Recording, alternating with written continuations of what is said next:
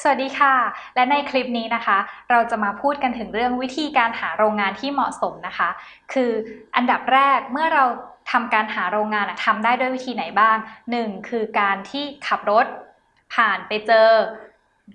หรือการแบบเซิร์ชเข้าไปใน Google ในอินเทอร์เน็ตแล้วไปเจอโรงงานนี้หรือว่าการมีคนแนะนำมานะคะวิธีการเบื้องต้นก็คือเนี่ยหาโรงงานเจอด้วยวิธีนี้แหละหลังจากนั้นเราต้องโทรเข้าไปนัดหมายเขาเข้าไปดูว่าผลงานเขาที่ผ่านมาเป็นยังไงเข้าไปดูออฟฟิศเขาน่าเชื่อถือมากน้อยแค่ไหน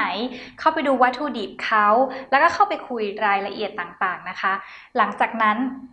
เราต้องดูเลยว่าคนที่เราติดต่อเขาเชื่อใจได้มากน้อยแค่ไหนการที่เราจะทำงานร่วมกับเขา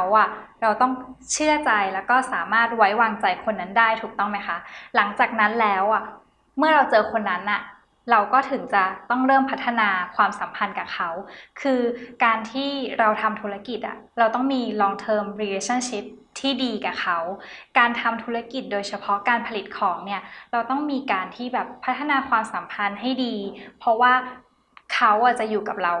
ไปนานๆนานมากๆนะคะเพราะฉะนั้นเรื่องนี้เป็นเรื่องที่เราต้องคำนึงถึงมากเลยนะคะหลังจากนั้นเราก็ดูเลยว่าราคาเนี่ยมัน reasonable หรือเปล่าคือวิธีการที่ดูราคาถูกไม่ได้หมายความว่าดีและราคาแพงก็ไม่ได้หมายความว่าดีเหมือนกันทุกอย่างมันอยู่ที่องค์ประกอบหลักๆโดยรวมต่างๆดังนี้คือ1ราคาโอเคกับคุณภาพ2เทคนิคต่างๆที่โรงงานสามารถทำได้มีอะไรบ้างพิมพ์ผ้าได้ไหม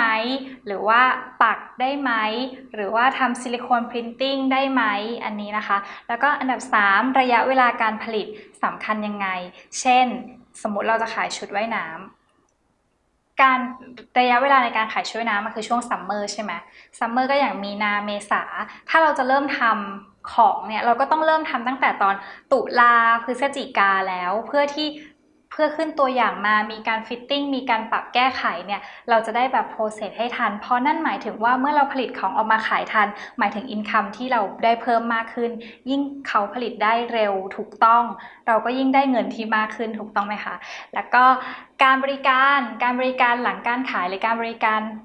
ในระยะเวลาที่เราติดต่องานกันเนี่ยเขาแบบตอบไลน์ไหมเขาโทรไปแล้วเขารับหรือเปล่าหรือว่าเขาไม่ว่างอยู่ตลอดเวลาไม่สามารถที่จะคุยกับเราได้อันนี้ก็ต้องดูด้วยนะคะแล้วก็ในเรื่องของทัศนคติในการทำงานคือเจ๊คิดว่าทัศนคติเวลาที่เราเข้าไปหาโรงงานแล้วเราไปเจอโรงงานที่แบบอะไรก็ทำไม่ได้กับอีกโรงงานหนึ่งอะไรก็ทำได้คือมันเป็นสังคมความเป็นไปได้เจนจะเลือกอยู่กับโรงงานที่เขา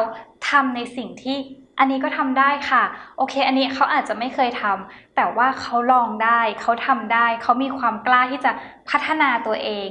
ไม่ติดอยู่กับระบบเดิมๆอันนี้นะคะเป็นสิ่งที่เจ๊อยากให้ทุกคนคอนเซิร์นหรืออยากให้ทุกคนใส่ใจกับเรื่องนี้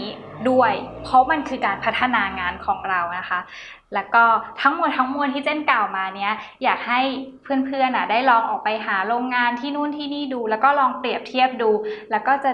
หวังว่าจะได้เจอโรงงานที่เหมาะสมกับทุกคนนะคะขอบคุณค่ะบ๊ายบาย